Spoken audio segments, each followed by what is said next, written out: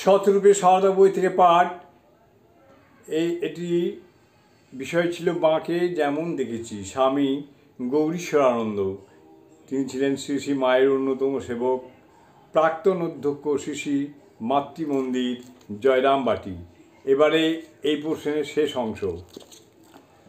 পুথিকার শ্রদ্ধেয় অক্ষয় মাস্টারমশাই বলতেন, দেখো ভাই, ঠাকুর আমার গুরু এবং যা কিছু সব, কিন্তু তবু মার এত স্নেহ যে ঠাকুরকে যদি দিনে 200 বার স্মরণ হয় তো মাকে 1000 বার মনে পড়ে। ঠাকুর যেন প্রচণ্ড মার্তণ্ড, আর মা যেন সুস্নিগ্ধ চন্দ্রমা। কিন্তু ভাই, এমন স্নেহময়ী জননীও পারব্ধের উপর হাত দেন না। সেটি এই শরীরের উপর দিয়েই ভোগ হয়ে যাবে।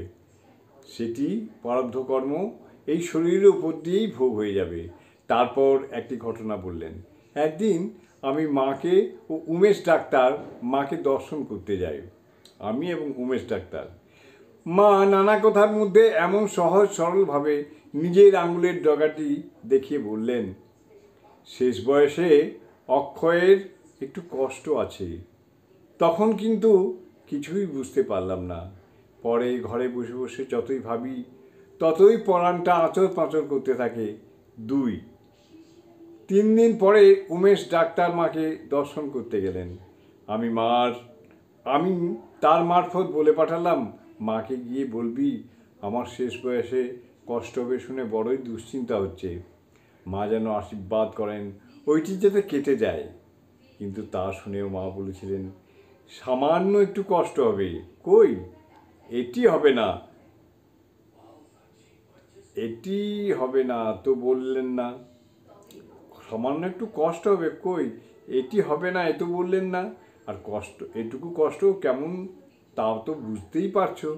অক্ষয় মাস্টার মশাইয়ের শেষ জীবনে খুব কষ্ট হয়েছিল, কিন্তু সারা দিন রাতের মধ্যে কখনো ঠাকুর ও মায়ের কথা ছাড়া অন্য কথা বলতেন না।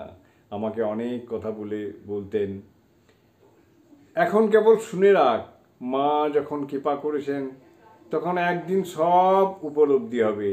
তখন মনে পড়বে, হ্যাঁ বুড়ো এসব ঠিক ঠিক বলেছিল তো। জয় মা। জননীং শারদাং দেবীং রামকৃষ্ণং জগদ্গুরুং পাদপদ্মে তৌ শ্রিত্বা প্রণমামি মুহুর্মুহুঃ।